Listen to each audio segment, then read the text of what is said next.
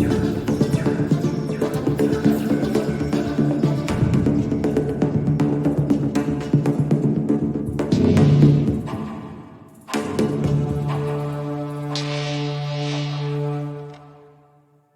et bienvenue sur la chaîne de Green Spider. Donc aujourd'hui je vous propose une revue ainsi qu'un retour d'utilisateur sur ce sac dans la version donc D-Pack, à savoir le premier sac qui est proposé par la marque First Tactical. Donc je vous avais déjà proposé une autre version, un autre sac de la marque que vous pourrez retrouver ici en cliquant sur le lien si ça vous intéresse. Donc c'était un sac qui était plus volumineux puisqu'il était destiné entre 48 heures et 72 heures d'utilisation, donc on était sur 35 litres.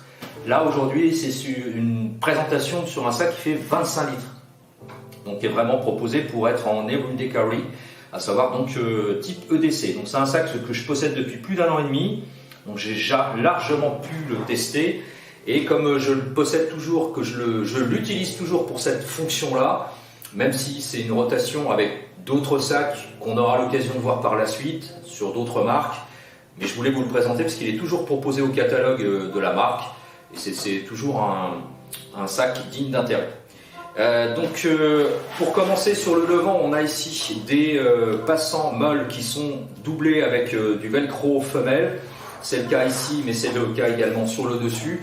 Donc on a le moyen de mettre pourquoi pas des moral patch. Juste derrière, une petite poche qui est en accès rapide, qui permet donc de prendre des éléments rapidement et qui descend jusqu'en bas ici au niveau du bas du sac. Derrière, les systèmes de fixation qui sont à la fois pour compresser le sac mais qui peuvent être amovibles parce qu'en fait les systèmes ici permettent d'être détachés si on le souhaite, donc on peut les mettre éventuellement plus bas ou carrément les retirer. C'est le cas également donc pour les systèmes qui sont sur le côté. Il y a moyen de retirer ça. C'est doublé également avec des élastiques ici pour éviter que ça fasse trop de bruit lors de l'enclenchement. Voilà. Donc juste derrière ça, on retrouve la poche administrative zippée qui s'ouvre des deux côtés bien entendu. Et à l'intérieur, donc on va pouvoir y ranger tout son EDC quotidien. Donc il y a beaucoup de subtilité. Il y a des petites poches ici et là. Il y a des poches un peu plus importantes. On peut mettre éventuellement des choses plus bas puisque ça peut descendre jusque dans le sac. On retrouve également donc un élément pour accrocher éventuellement des mousquetons. Ici c'est présent également. Et puis juste derrière, on a également une poche zippée qui permet de récupérer des éléments qu'on veut sécuriser un peu plus à l'intérieur. Donc il y a quand même beaucoup de place parce que moi je possède, voilà, tout ça c'est mon EDC quotidien, donc je vais pas vous le détailler, ça sert pas à grand chose, mais c'est juste pour vous illustrer qu'il y a moyen quand même de mettre pas mal de choses, des multi-tools, des couteaux, enfin des choses comme ça, des lampes bien évidemment. Et donc tout ça, ça tient dans la poche administrative qui est sur le devant, ici. Juste en haut, on a une autre poche comme ceci qui permet de mettre des éléments pareils assez rapides. Donc elle est molletonnée, donc ça permet normalement de mettre des lunettes de soleil pour éviter qu'elles soient rayées. Donc à l'intérieur c'est molletonné, mais on peut mettre bien sûr un tas d'autres choses. Et puis ensuite on accède au compartiment principal qui lui s'ouvre entièrement. C'est la particularité et aussi l'intérêt d'un sac comme celui-ci. Donc on a les choses complètement à plat quand on ouvre le sac. Donc à la fois on a une visibilité parfaite de tous les éléments qu'on va emmener et en plus c'est beaucoup plus facile pour composer le sac. Alors le sac ici est composé de différents modules qui me servent au quotidien. Donc ça c'est un EDC supplémentaire avec beaucoup de choses, je ne vais pas le détailler. En sachant que ça c'est un élément de chez Helicon-Tex, c'est un roll-up.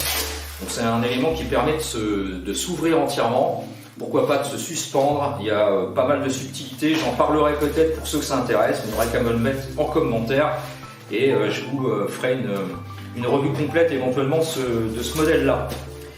Juste ici, toujours de chez Helicon, des petites pochettes toutes simples qui sont zippées sur le devant et qui permettent de mettre d'autres éléments à l'intérieur. Donc ça c'est pareil, ça fait partie de mon EDC.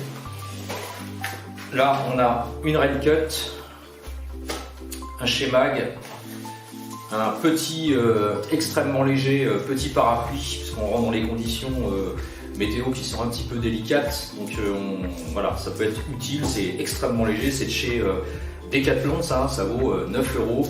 C'est très solide en plus, voilà, c'est très très bien.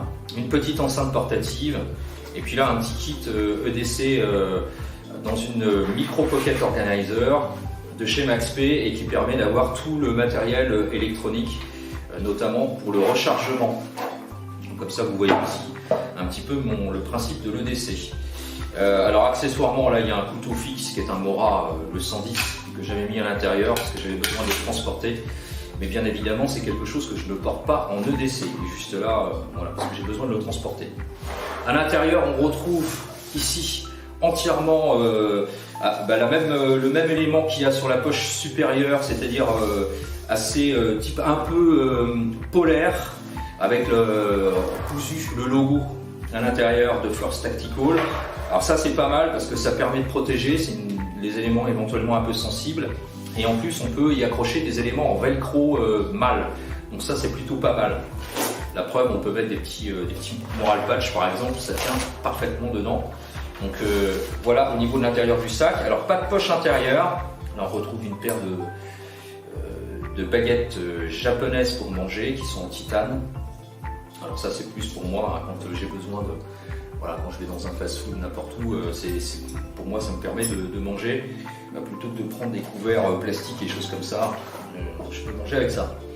Bref, et puis alors de l'autre côté, on va retrouver un filet mèche sur le dessus qui est assez généreux parce qu'on peut mettre quand même beaucoup de choses. Donc c'est pareil, c'est assez complet. Alors c'est pareil, je ne vais pas vous détailler ce qu'il y a dedans.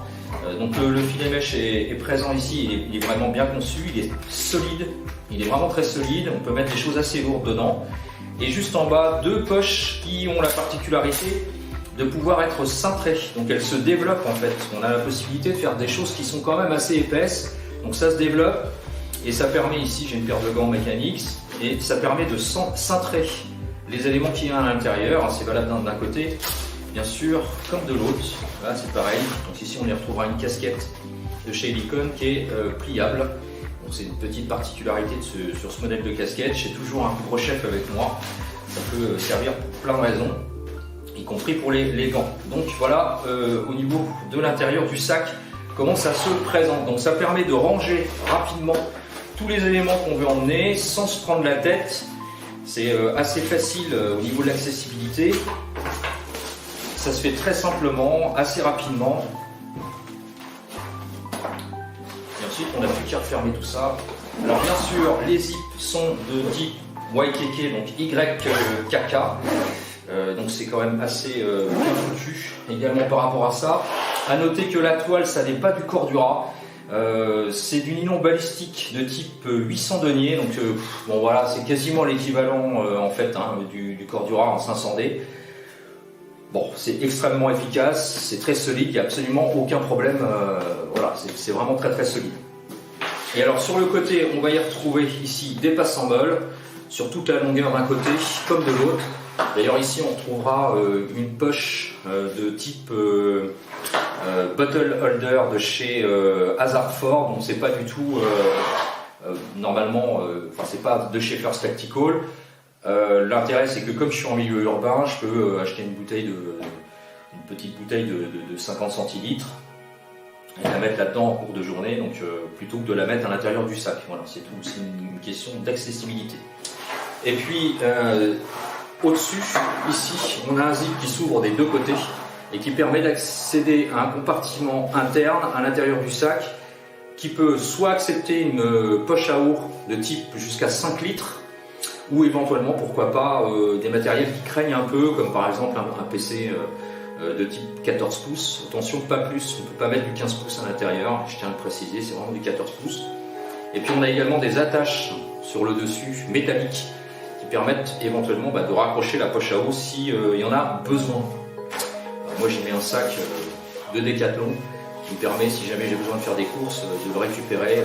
Il est présent ici, ça me permet de pas trop charger le sac si jamais j'ai besoin, même si bon, dans le sac je peux encore mettre des choses. Enfin le DC est quand même très complet. Ici on a une grosse sangle, une grosse poignée qui est doublée, qui permet de prendre le sac ici ou éventuellement de ce côté là, puisque ça fait la jonction entre les deux bretelles. On va d'ailleurs passer maintenant au dos du sac. Donc les bretelles qui sont en S, hein, largement dessinées, Elles sont vraiment très très bien dessinées, ces bretelles-là. Et puis elles sont molletonnées avec du filet mèche qui est un petit peu agressif, hein, qui est un petit peu, qui est très fin, mais qui finalement est assez rugueux. Donc ça a un avantage et un inconvénient. L'avantage, c'est que c'est assez résistant. L'inconvénient, c'est que ça peut éventuellement user un petit peu les vêtements. Donc il faudra penser à ça. Ça peut éventuellement, vous savez, dans le bas du dos, faire molletonner les vêtements. Donc ça, il faudra y penser. Et puis ici, une petite bande de rappel au niveau de la toile. À noter que c'est possible ici, des deux côtés. Il y a des systèmes de fixation qui permettent de mettre une sangle abdominale qui est fournie avec le sac. J'ai oublié de la montrer, elle est rangée à l'intérieur de la poche. Et du coup d'ailleurs on peut mettre, si on le souhaite, racheter par contre une grosse sangle abdominale, vraiment une très grosse sangle, parce qu'ici les sangles c'est juste une petite sangle de rappel, c'est plus pour cintrer, c'est pas vraiment pour rappeler la charge. Par contre si on le souhaite, on peut acheter en option chez First Tactical des grosses sangles donc abdominales qui sont très épaisses, assez larges et qui vont se fixer à l'intérieur parce qu'il y a du velcro à l'intérieur. Donc il suffit de glisser à l'intérieur. Il y a deux pattes sur la grosse sangle qui est fournie et qui peut se rattacher ici pour cintrer le sac. Et du coup, on a une vraie sangle de support de charge au niveau du sac. Par contre, c'est une option, c'est pas fourni avec le sac, je tiens à le préciser. Et puis alors, juste derrière, on a ici un panneau qui permet d'accéder à l'intérieur du sac qui descend jusqu'en bas. Et la particularité, c'est que dans le bas du sac, on a également une fermeture qui est verrouillable ici sur le côté. Donc il faut retirer en fait le petit système, voilà, qui permet d'ouvrir et on a accès en bas. Voilà, donc je vous ai illustré ça en mettant les trucs dedans. Comme ça vous voyez qu'on peut accéder d'un côté comme de l'autre, on peut passer dedans. Alors à quoi ça sert? Ça sert initialement pour mettre des armes longues. Ce qu'il ne faut pas oublier, c'est quand même du matériel destiné au monde militaire. Donc à la base, c'est prévu pour ça. Donc ça veut dire que si jamais, pour les gens qui possèdent, qui veulent aller se servir de ça pour aller sur un stand de tir par exemple, on peut mettre une arme longue. C'est vendu également en option avec un système de retenue qui se met à l'intérieur sur le dessus dans la poche et avec un velcro et deux systèmes de sangles. Et on peut avoir donc en option une base qui permet de récupérer une crosse d'arme longue vers le bas. Voilà, ça c'est l'option. Voilà, je pense qu'on en a fait le tour. Dans le bas, il y a également des passes en molle. Alors, il y en a, normalement, c'est prévu pour mettre éventuellement des petites sangles pour accrocher quelque chose en dessous. Moi, j'y ai mis des web dominators, tout simplement pour pouvoir cintrer le bas du sac. Puisque le sac est chargé comme je le souhaite. Mais ça veut dire que si on veut augmenter le volume, eh ben, il suffit que j'enlève en fait les web dominators en question et du coup on va avoir un peu plus de volume dans le bas. Donc je pourrais mettre éventuellement des choses, ça va développer le sac. Voilà, je pense qu'on en a fait le tour. J'ai rien oublié, je ne pense pas. Alors qu'est-ce que j'en pense pour le retour d'utilisateur? J'ai essayé de faire le plus court possible. Moi, j'ai pas vraiment de critique à apporter négative à apporter sur ce sac-là. C'est un petit peu comme l'autre que j'avais présenté déjà. C'est un sac qui est très très bien foutu. La seule chose qu'on peut lui reprocher éventuellement, mais bon, c'est pas dans une qualité de construction, parce que la qualité de construction, il n'y a rien à dire. C'est comme l'autre modèle, il n'y a aucun fil qui dépasse. Tout est très bien construit, tout est parfaitement symétrique, il n'y a pas de défaut de montage, etc. Il faut quand même regarder, il y a beaucoup de pièces au niveau de montage au niveau du sac. Un sac c'est très compliqué à réaliser et on ne se rend pas compte en fait, parce qu'on se dit souvent ouais un sac, non, un sac c'est très compliqué à réaliser, il faut être très très honnête. Donc il n'y a pas de problème de réalisation, pas de problème de tenue, le sac tient très très bien. La seule chose que je peux lui reprocher éventuellement, c'est la présence de cette sangle qui fait la jonction entre les deux sangles, enfin les deux bretelles. Donc cette espèce de sangle là qui est au milieu, qui est censée, parce qu'on peut prendre le sac comme ça. Bon, dans la mesure où il y a déjà une poignée au-dessus, je vois pas trop l'intérêt. Ils ont mis ça. Bon, je dis pas que c'est gênant au port, parce qu'elle est quand même assez en arrière, assez en retrait. Mais si jamais il y a quelqu'un qui fait un gabarit très important, du coup ça va tirer sur les deux côtés. Donc si vous avez un gabarit vraiment très très important, je pense en double XL ou en triple XL, ça va peut-être être compliqué pour que vous puissiez porter le sac en question, parce qu'automatiquement, physiquement, ça va retenir les sangles. Donc vous allez vous retrouver avec des sangles qui vont être comme ça, plutôt que d'être vraiment bien positionnés. C'est la seule chose qu'on peut lui reprocher. Sinon pour le reste, qu'est-ce que j'en pense? Franchement, rien à dire, hein, je l'ai dit, je le répète, c'est vraiment très très bien foutu. First Tactical, on n'a pas de surprise négative avec ça. Je connais d'autres personnes qui en possèdent sur d'autres modèles. On aura peut-être l'occasion d'en reparler d'ailleurs. Bon, c'est pareil, il n'y a pas de problème. Alors, dans la version noire, évidemment, comme toujours, mais c'est pas réservé à First, c'est assez salissant. En milieu urbain, ça passe quand même partout. On se rend compte que de plus en plus, il y a de plus en plus de gens qui portent des sacs comme ça, barrettes de passe en bol un peu partout. Celui-là, finalement, il est dans le même état d'esprit, mais je trouve qu'il passe un peu mieux parce qu'il y a moins de passants molles sur la totalité de la surface du sac. Donc physiquement, je trouve qu'il passe un peu mieux. Bon, on n'est pas obligé de se servir des passants molles. Moi, je m'en suis servi sur le côté latéral pour mettre une bouteille, mais c'est pas obligatoire. Il existe en 3 coloris seulement. C'est aussi un petit peu dommage. Noir, OD et Coyote. Il n'y a pas d'autres coloris. Alors, il y avait un multicam qui était proposé. Ils l'ont retiré. Je sais pas pourquoi. Alors, est-ce qu'ils ont eu des problèmes avec la toile ou avec... je sais pas, mais ce qui est dommage parce que finalement le multicam était très joli aussi, donc pour ceux qui souhaitaient en avoir un pour aller dans la nature, ça aurait pu être pas mal. Bon, voilà, il reste maintenant donc 3 coloris disponibles, pas plus, c'est peut-être un choix de leur part aussi de pas trop avoir de coloris différents. Sincèrement, en milieu urbain, tout ça, enfin à la journée, il est parfait quoi. Il n'y a pas besoin de prendre plus. Il est dans le même état d'esprit finalement que le Rush 12 de chez 5.11. Alors tout de même, même si le Rush 12 est donné pour une vingtaine de litres, alors que celui-ci, tout compris, est donné pour 20-25 litres, c'est notamment grâce à la poche administrative qui est peut-être un peu plus importante que le Rush 12, parce que comme vous le savez, j'ai possédé le Rush 12 pendant de très très nombreuses années, donc je peux en faire une comparaison. J'en ai plus à ma disposition à l'heure actuelle parce que j'ai changé pour autre chose, notamment pour ce modèle-là et d'autres. Mais on est dans la même modélisation finalement. Donc après, c'est 2 écoles un petit peu différentes, hein, parce que le Rush 12 de chez 5.11 est peut-être moins défini, je trouve. Il y a moins de subtilité, il est moins précis au niveau des coutures et des choses comme ça. La toile, bon, c'est pareil, c'est du nylon balistique, mais c'est pas du Cordura, donc l'un dans l'autre, bon, je pense pas qu'il y ait de problème. Peut-être que la toile sur ce modèle-là est un peu mieux définie. Je trouve qu'elle c'est peut-être un peu plus précis au niveau de la toile.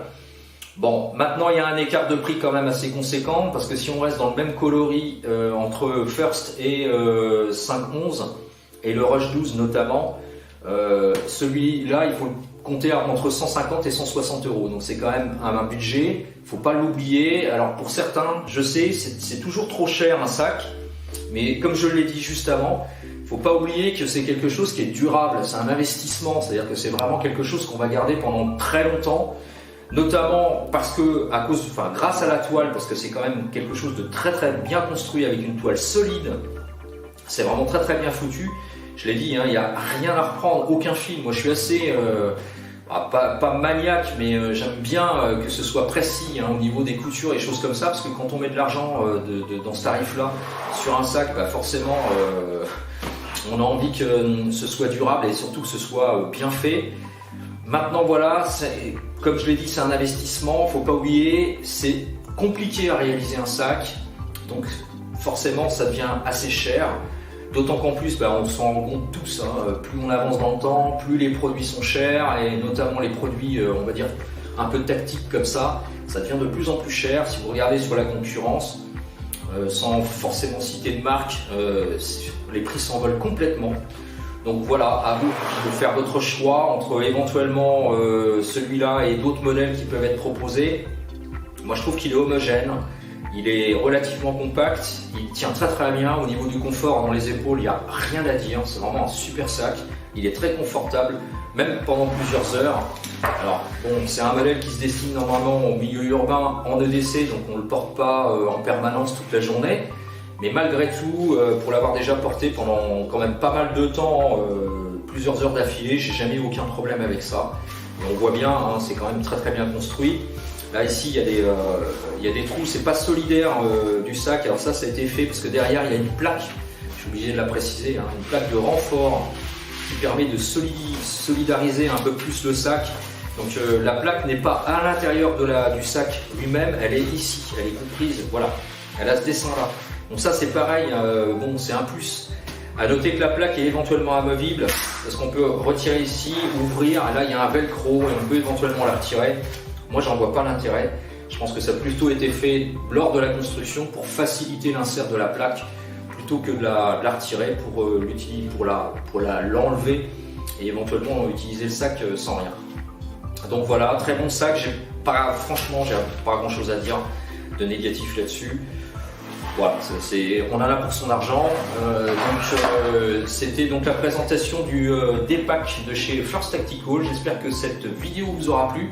Comme toujours, si vous avez des questions ou des commentaires, c'est en bas que ça se passe par message privé. Je vous dis à très bientôt pour une prochaine vidéo. D'ici là, comme toujours, portez-vous bien et surtout, carpe diem. Salut!